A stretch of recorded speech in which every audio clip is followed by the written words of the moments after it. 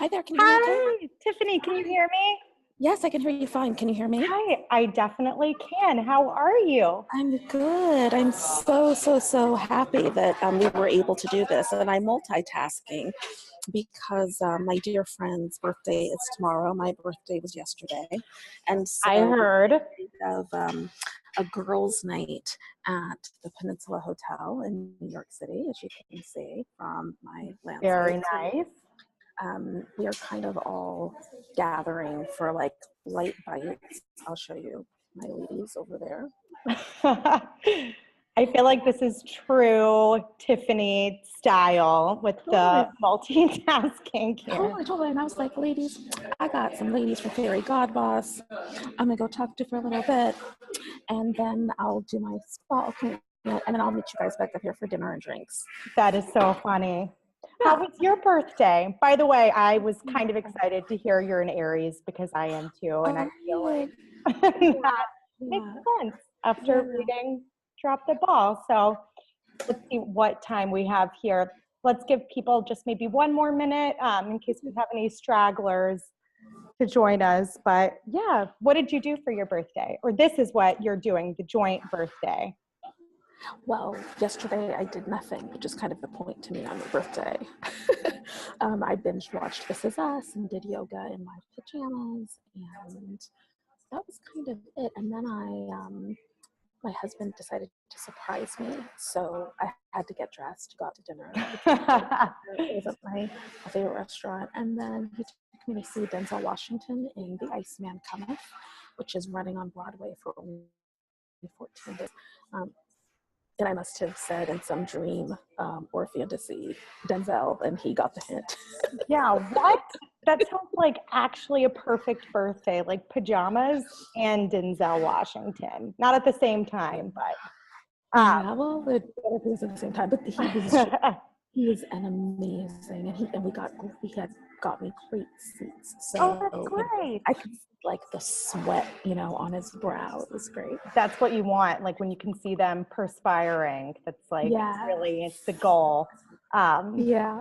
Okay, awesome. Well, I think that we can go ahead and get things underway here. And to all of our virtual book club members who are joining us this evening, we are so excited to be here speaking to Tiffany Dufu, who is the author of Drop the Ball, Achieving More by Doing Less. I'm Liv McConnell, and I work on the editorial team here at Fairygodboss. And as you all know, this is our very first Boss Lady Book Club virtual meeting, so that is really exciting as well. And just to explain how tonight is going to work, first we're going to hear from Tiffany herself in just a moment, and then we'll be opening this up as a live Q&A discussion session.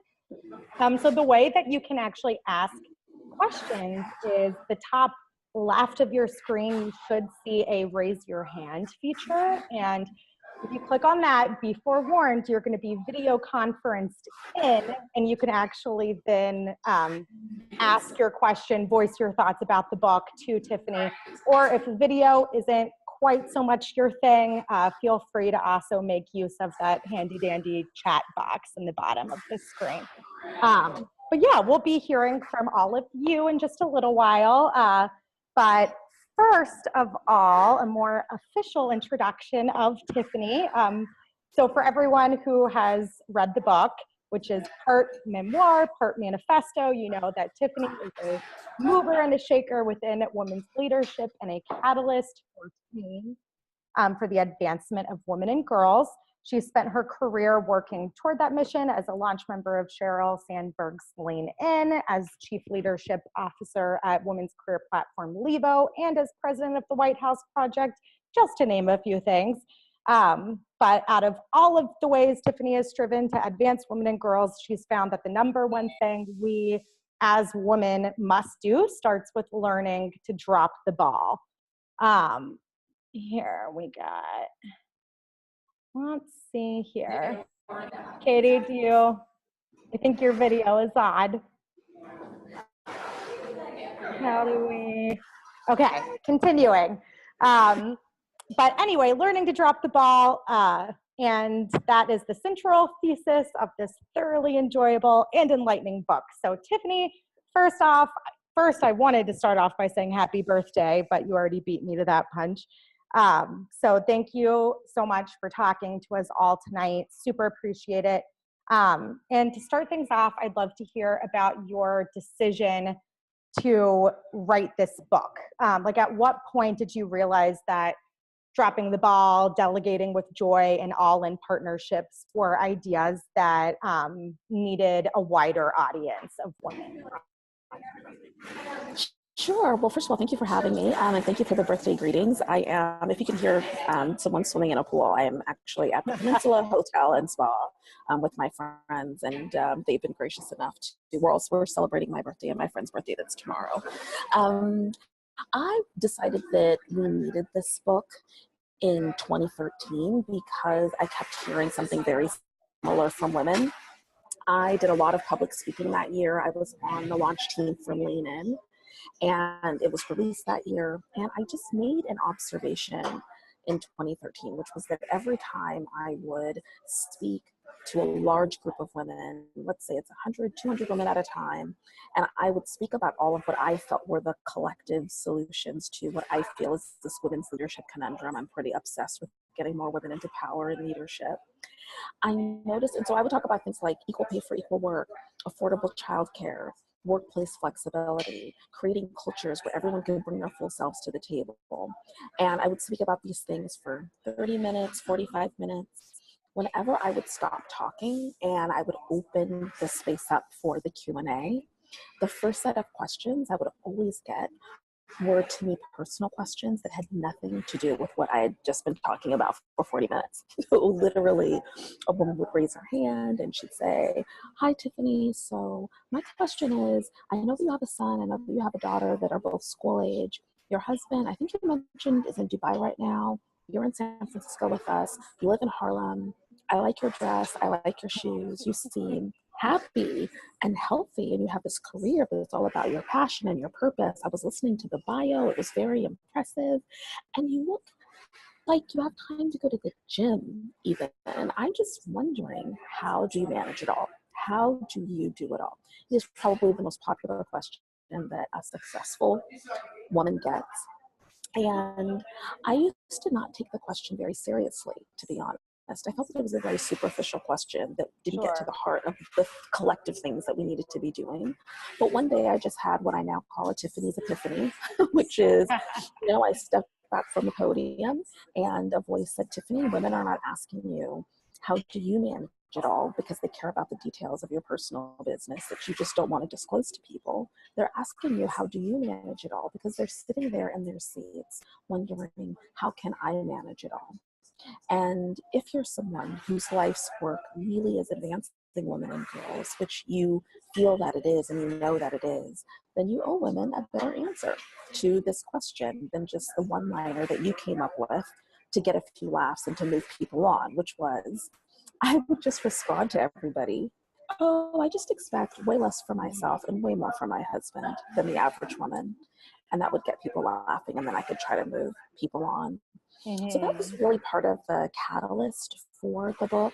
I was simultaneously starting to take meetings with, join us, Katie, with meetings. I'd gotten to that point in my career where I was getting a lot of, "Can we go out to coffee? Can we go out to lunch? I'd like to pick your brain."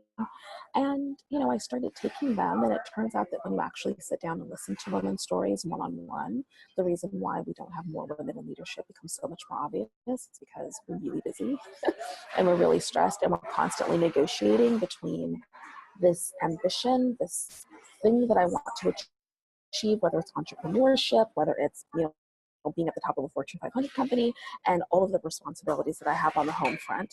And what was really interesting to me about the stories were that the stress and the pressure was irregardless of status. I spoke to young women who were millennials, weren't partnered, didn't have any kids, but they were still stressed. Some of them had economic responsibilities for their families. They might have been first-generation college students. I spoke with women whose kids were out of the house. They didn't have that as a pressure. but they just found out that maybe a parent was ill or incapacitated. And so they felt the burden of caregiving responsibilities. I spoke to young women who were thinking about their careers and were stressed about what they were doing now in anticipation of future caregiving responsibilities they didn't even have. As in, I need to have a career where, I'm going to be able to have the flexibility to, be with my family and do all of these things. I'm like, okay, well, where's the baby coming? Like, congratulations. And they're like, no. Like, I don't even have a boyfriend or girlfriend. I'm just planning for the future. So I just found that it was an issue that we really needed to address. And because I'm obsessed with books, I think books are the solution to almost everything. I read them voraciously. I just thought, let me put this in a book, in large part because I knew that the journey that I went through was a long journey. It took me about 3 years.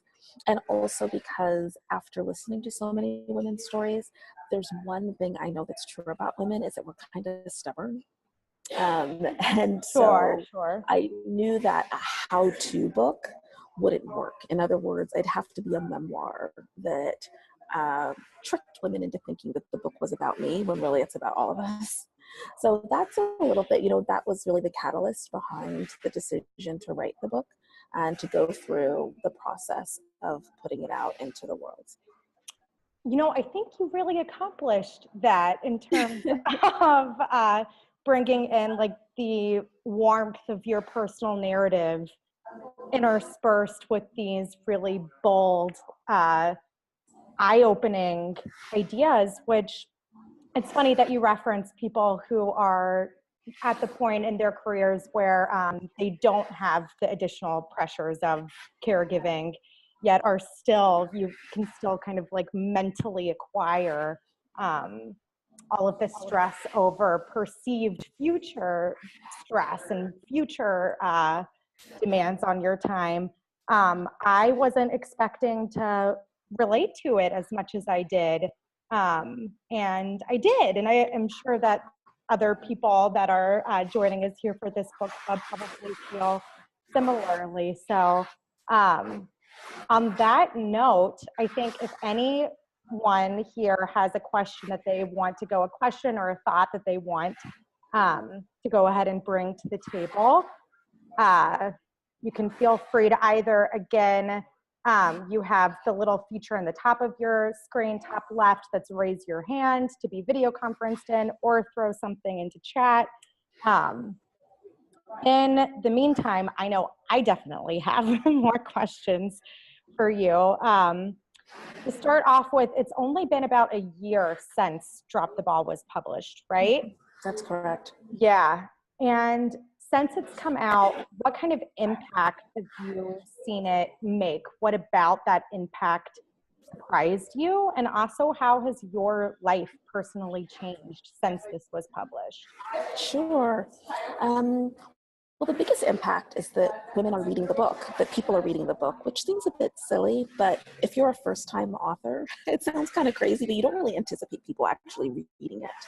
And it takes a while for them to do so. I mean, when you get a book, it probably sits on your nightstand for a little bit, as do mine. So it was, even though the book was released in February, it wasn't until the summer when I started getting a flood of, emails and DMs and messages from women who basically say, for the most part, thank you for giving me permission, which, by the way, is really fascinating to me, that women need permission to drop the ball and to create lives that they're passionate about. Now I'm really interested in why we need permission. And of course, if you were socially conditioned to follow the rules, I suppose you need a permission slip to break them. But that really has been kind of the biggest impact for me, is women like sending me pictures of, their dog-eared pages and all of their scribbles, and the impact that it's had on them, because that's what I care about at the end of the day.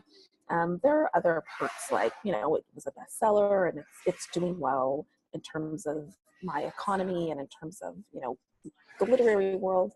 But for me, the fact that so many women have testimonials. I got a message from a woman today, and it was hysterical. She took the book and she read it and she thought, I'm going to drop the ball in the laundry.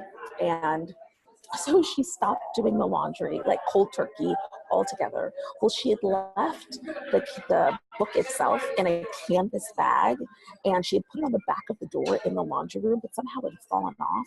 And so as the clothes piled up over weeks, the canvas bag with the book in it ended up being at the bottom of the pile. And finally, her strategy worked. Her husband decided, okay, fine, somebody's got to do the laundry. But of course, he didn't sort the laundry. He just picked up the whole thing and like washes, these loads. And she just said it was hysterical. There were basically book pages everywhere. And she thought, isn't this ironic that in order for me to drop the ball, like the book on how to drop the ball got destroyed in the process. So those kind of aha moments, awakenings are great. The thing that surprised me the most are the men, because of course I have a huge gender lens and I care so much about women and girls. But what I realized after putting the book out into the world and getting responses from men is that this basic formula or this basic strategy of getting clear about what matters most to you, figuring out what your highest and best use is to achieve what matters most to you, meaningfully engaging other people in your life. This is just a strategy for success, irregardless of gender. And I can't tell you the number of men who have come up to me after I've spoken at an event or done something and basically said, I need to drop the ball. And that's so been the biggest aha moment or awakening for me. Is I wrote it as a book for women to solve the problem that women have. And as it turns out, a lot of just human beings have this issue with needing to find some way to manage the overwhelm and the stress. And so that's kind of the biggest aha moment for me, and the thing that I wasn't expecting. The biggest change for me is probably just, when you put yourself out there in the world, your profile increases. So just kind of managing the seemingly lack of privacy, because that for me was the biggest issue, was if I tell this story, then everyone's going to know who I am. People coming up to you and knowing things about you, and you're like, oh yeah, I put that in my book, and figuring out what do I do next in order to create even more impact for women, and needing to negotiate and navigate all of the different opportunities that are coming over the fence. So it just created more things for me to have to drop the ball on. Yeah, interesting. Okay. And I'm sure you're succeeding in all of that, all of the droppings of the balls. It's funny when you bring up men too, because one of the things that really struck me about the book is with the idea of the all-in partnership. As somebody who, growing up listening to Destiny's Child and having this idea that I know you spoke to having yourself as well, in terms of you need to not be in a position where you're having to rely on anyone else. And the idea that you can actually turn that on its head within these kind of traditional marriage or partnerships, and in a way that's empowering to not only women, but to men as well. Because when you're liberating yourself from the role that society has kind of conditioned you to fill, we're helping men do the same. And I wanted to ask about Kojo and about how just like the overall impact this has had on him as well, and on his perception of himself and his role within the family. Yeah, so this book and him allowing me to publish this book is probably the greatest gift that he's ever given to me, second to my children, and particularly them being from Ghana and them knowing where they're from on the continent of Africa. When I gave him the manuscript, so I wrote the entire book before I let him read a word of it. And I knew that he had to be the first editor. In other words, I wasn't going to give to my editor any manuscript that wasn't approved by him, because obviously my marriage is more important than the book. So, I wanted him to read the whole thing in full. And he came back to me after he read it with two responses. The first was, is this what's been happening in our house for like 15 years? I'm like, yeah. The second thing that he said, outside of I'm getting you a new couch, is he said, I think this is going to be a really good book for men. He was like, every man should read this book, because it really pulls back the curtain on women's psychology. and on what is happening. He said, I was reading this book and I was thinking back to so many of the moments that you described and how I was so clueless about what was actually going on. And I said, and I wasn't very good at communicating it. He was like, no. He was like, that's why I think that this is like a really great book for men. Yeah. I would say, the book in large part is a tribute to men. In fact, I asked Gloria to write the foreword to the book because I knew that a lot of her feminism was rooted in this very strong belief that it's men's potential that has yet to truly be untapped, in the world. And I knew that during a time when a lot of women were getting a lot of strong messages about being a caregiver and being a primary provider, that she had a father who was her primary caregiver. Her mother was often ill or incapacitated, and so she always knew that it was men who we were missing at home, and she had the privilege of not being in that situation. So I really feel like someone should write a book for men about how to drop the ball around this unrealistic expectation that they should live up to this very traditional old school notion of what it means to be a man and what it means to be masculine. And I would say that, just like for someone who cares a lot about diversity and inclusion, just like we talk about our workplaces needing different perspectives, different people sitting around the tables, different people helping to solve problems in order to get us to a more innovative solution. I've learned the same thing works at home. That you need innovation at home too. You need diversity at home too. And you don't get it if you only have one person. It's kind of my way or the highway, which certainly I had a very bad case of HCD, which we can talk about HCD, but I was a control freak is probably, the more common way to put it. And so I think it's made a tremendous difference. I tried really hard in the book not to speak for him. I think it's really important to be responsible as a storyteller because we own the story and we're telling the story. So there's only a couple times where I venture with his permission into how he might have felt. The book's largely about me and what I was thinking and how I felt. But I did write in the book that if you asked him, even now, if you asked him, do you like doing all these things at home? Like, do you like coordinating, the play dates? He would be like, no, like, I don't like doing all these things. I would go back tomorrow to her doing all this. But he sees the benefit. He's saying it's been 8 years now since I dropped the ball.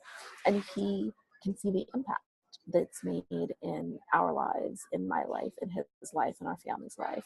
And so, now he wouldn't go back. Yeah. Okay. Interesting. Because who wants to do these sorts of chores? But it's not like he's gonna be like, oh yes, I love doing the dishes. No. But the fact that you have identified your true purposes and that really building into this collective mission of like somebody has to do these little tasks that keep the house running, that keep the world running in order to reach those ultimate goals.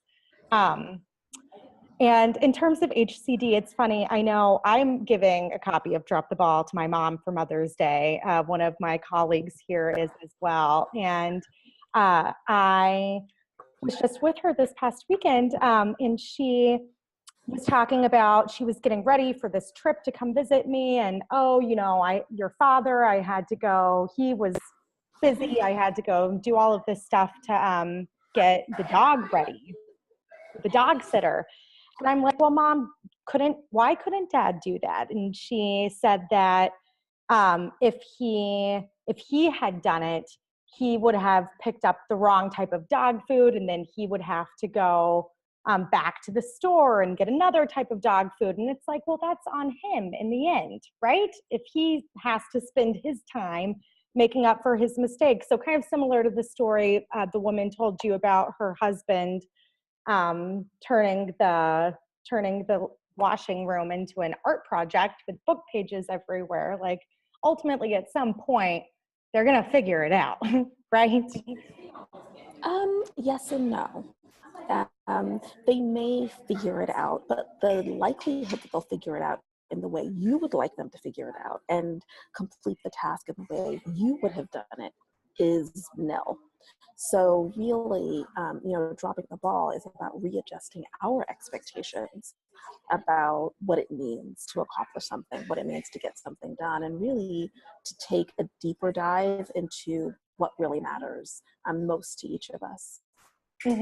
Yeah, no, that's very true. Okay, I see we have a Q&A here from Kristen. Let's see if we can pull her in.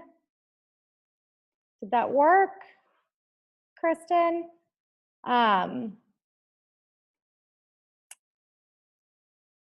It's not seeming to, but I have it here, so I'll just read it off. Kristen says, it seems like single women with no kids have different issues than women who do. How can we drop the ball without causing resentment or tension with working moms? Thank you for the question. So, first of all moms are working moms. Some moms get paid for their labor, some of them don't, but I think we're all working. Yes, we all are managing different issues, but I think that because gender is so socially conditioned in our society, in a lot of ways, the expectations and the pressures that we're all managing are very much the same. So, the way that I would respond to the question is a little backwards. I would say, we're all born playing certain roles. If you're a girl, your first role was probably daughter. If you're a boy, your first role was probably son. If you have siblings, you become a brother or a sister. At some point, we become friends, students, workers.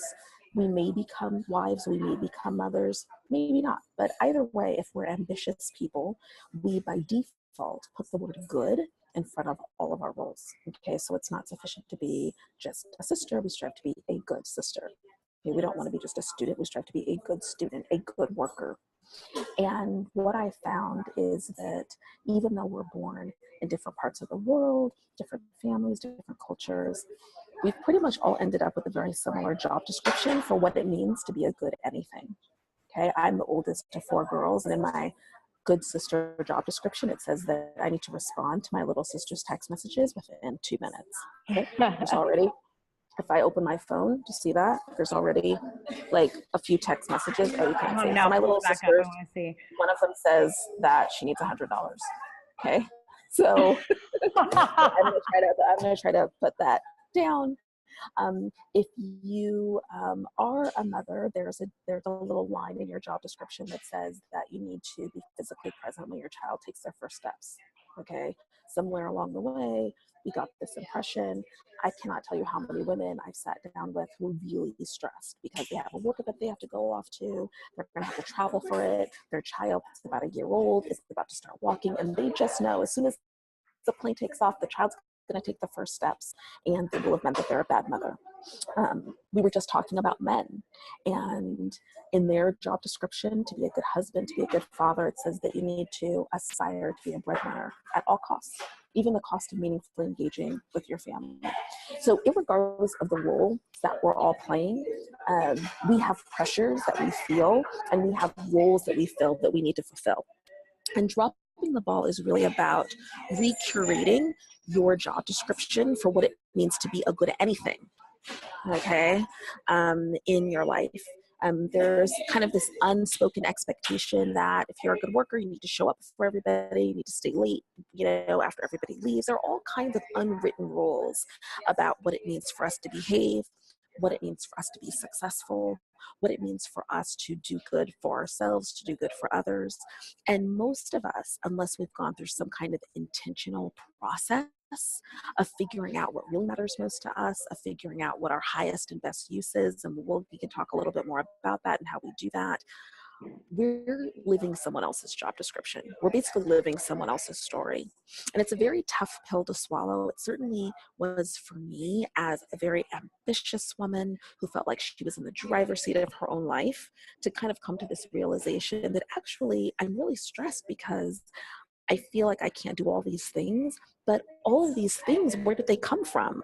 Like, why do I feel all this pressure to begin with? And what happened in the book and in my journey is that I used to be a person who was terrified of ever dropping a ball, but I started dropping balls left and right because I had this life-changing event, which was the birth of a child.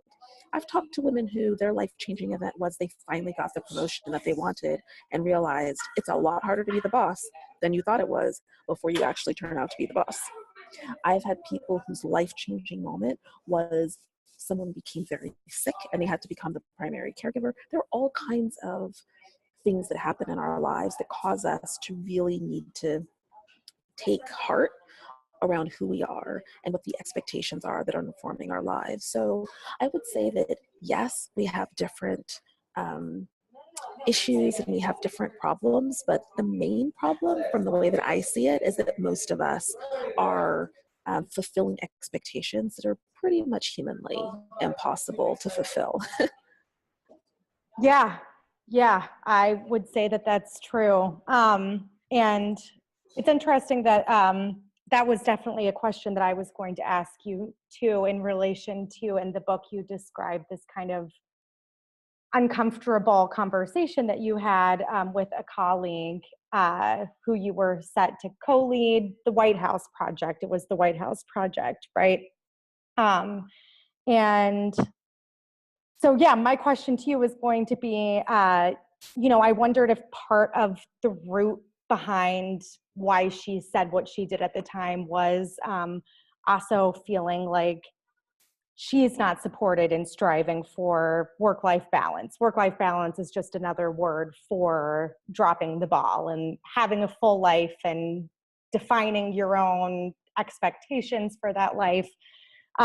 So yeah, I mean, I think we've touched on the fact that dropping the ball is for everyone. It's for women with children. It's for women without children. It's for men. It's about living life with intention that you are the one defining, right? Am I close to That's it. there? Yeah.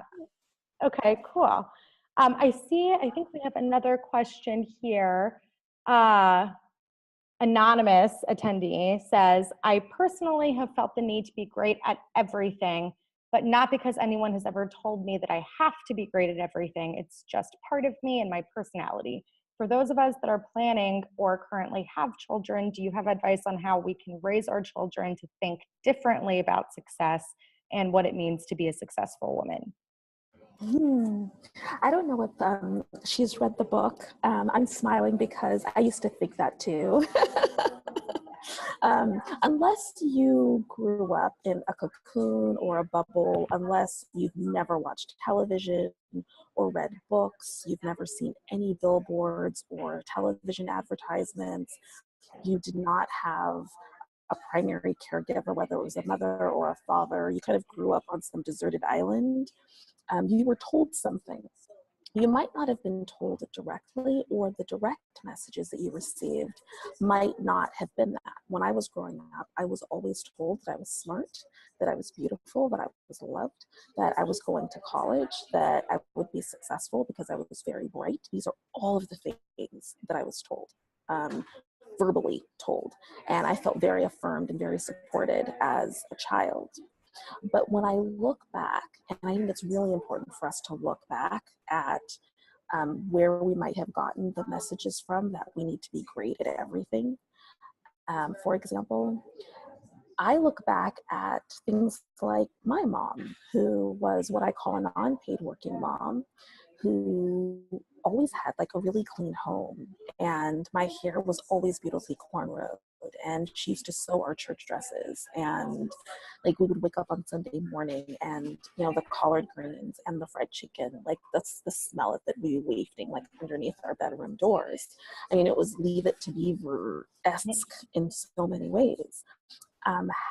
The idea that I was going to be able to maintain a home the way that my mother did, in hindsight, is kind of ridiculous. She did not have a cell phone. She did not have email.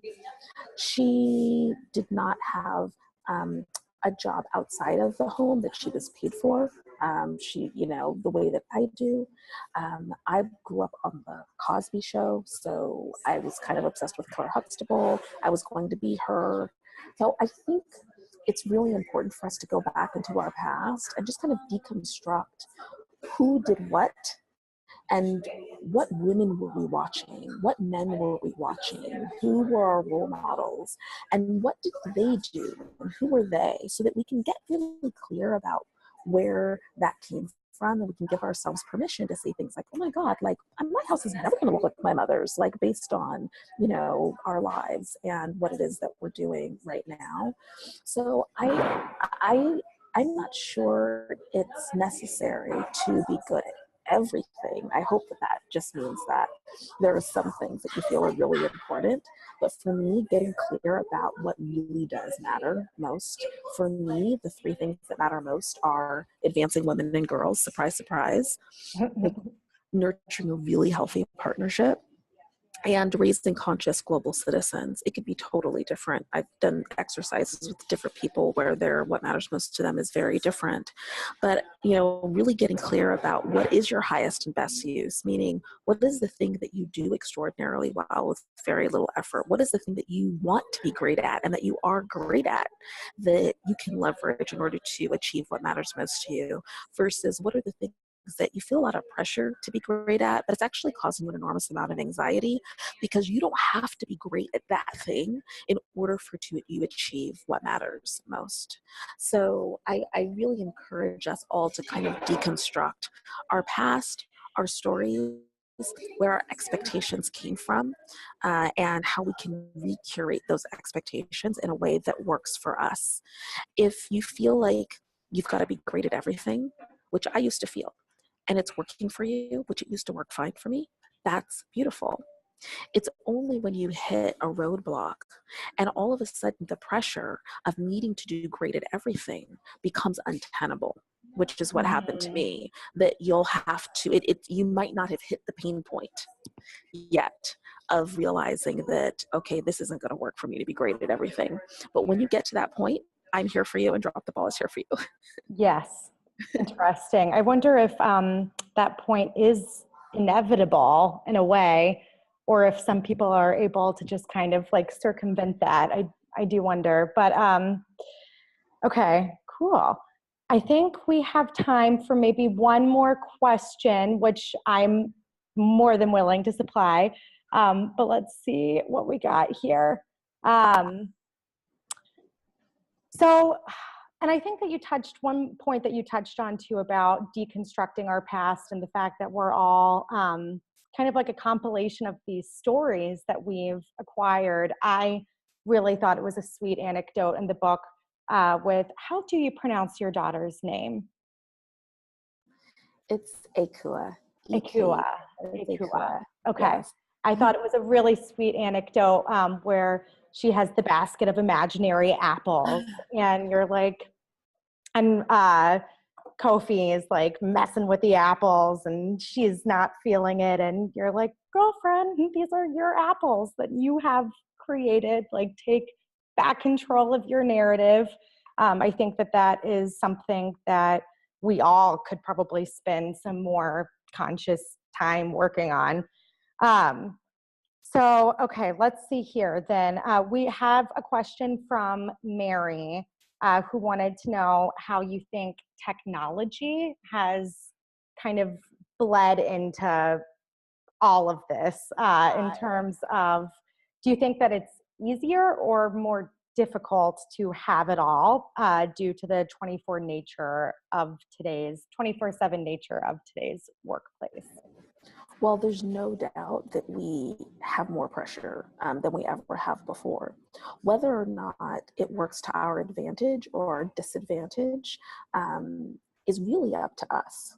So I think it's really important for us to kind of take back and own and make technology work for us, as opposed to being slaves to technology, which is really easy to do because most technology is designed to give us, you know, endorphin hits and cause us to be addicted to it. So there are all kinds of ways in which I use technology to drop the ball. For example, I love TaskRabbit. I engage TaskRabbit all the time to allow me to be in two places at once. Just, a few weeks ago, my son had this music concert. He let me know the morning of the concert that he needed a long sleeve white shirt. Like 11-year-old boys, they like outgrow shirts like they're weeds or something. And I so can't imagine, yeah. I'm like, I have meetings today. No big deal. I got a TaskRabbit, go to Children's Place, find like a shirt, deliver it here. It's all good. So I use it in that way. I also use social media in order to stay connected to people that I would never have the bandwidth to be able to stay connected to. So I love Facebook. I am on Twitter. It makes me feel like I am active in the world, and I love that I can totally not use it. Like yesterday, I wasn't on it at all, except for like a happy birthday message that I sent out, or happy birthday to myself that I sent out.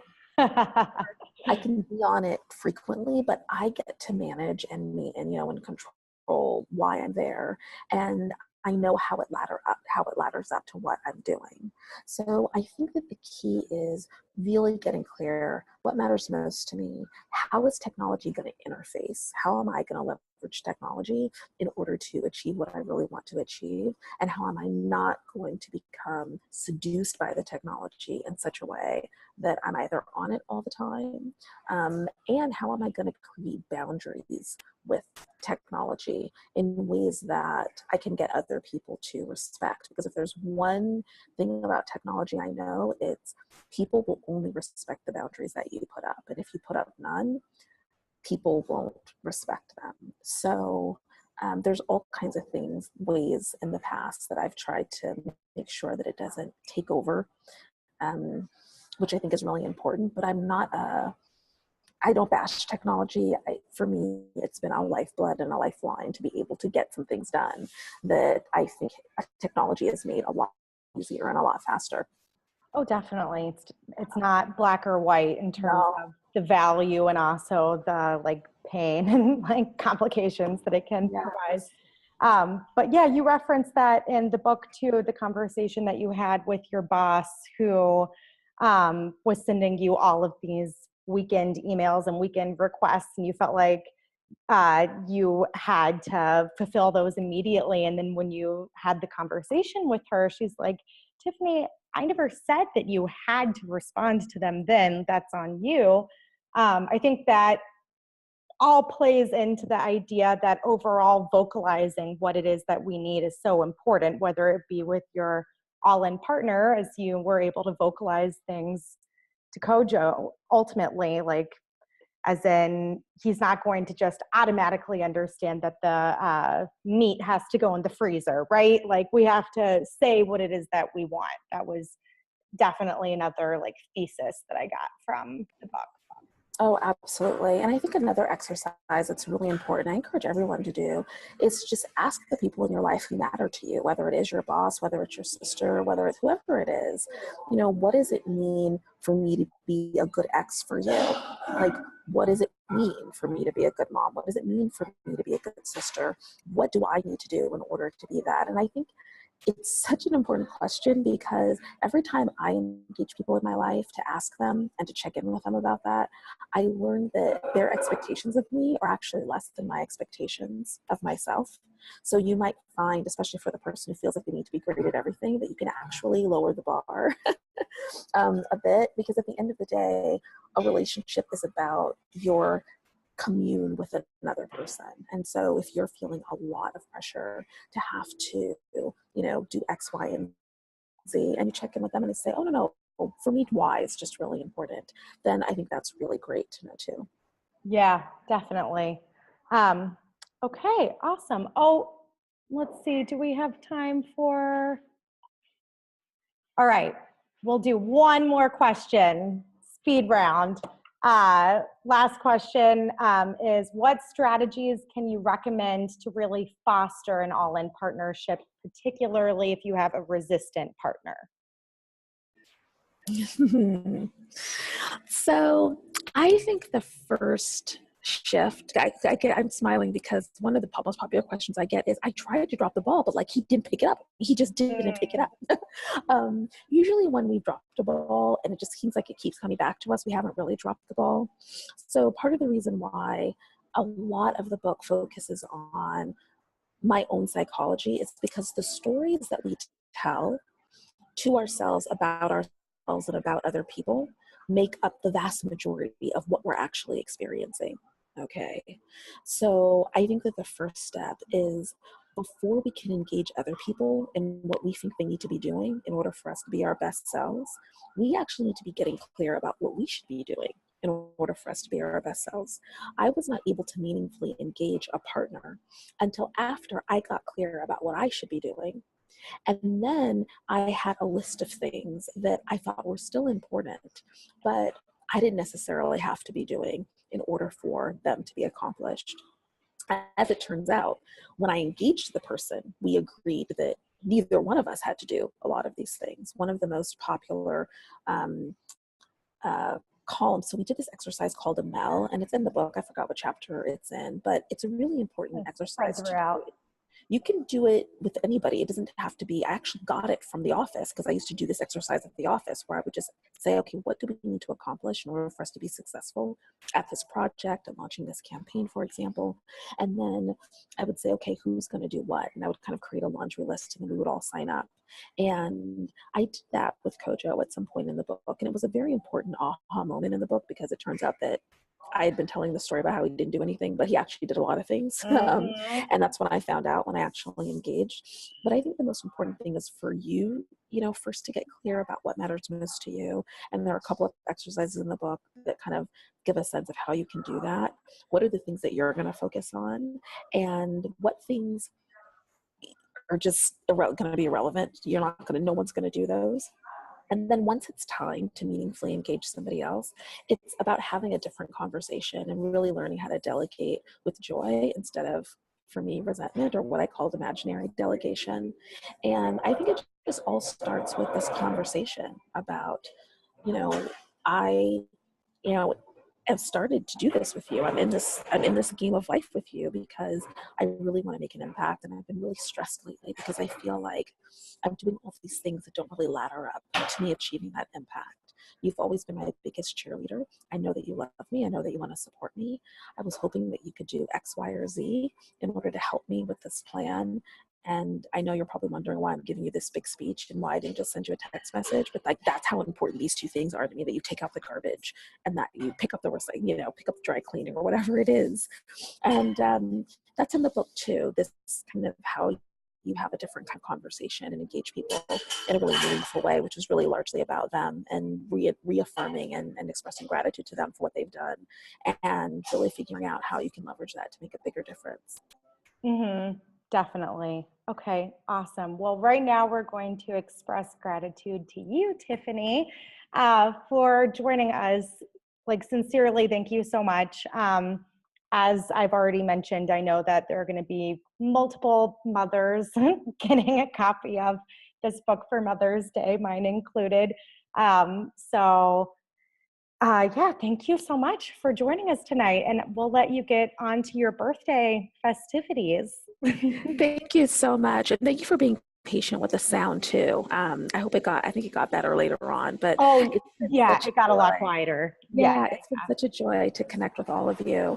And hopefully you got the sunset, you've got the sun going down in the back behind me during background, really.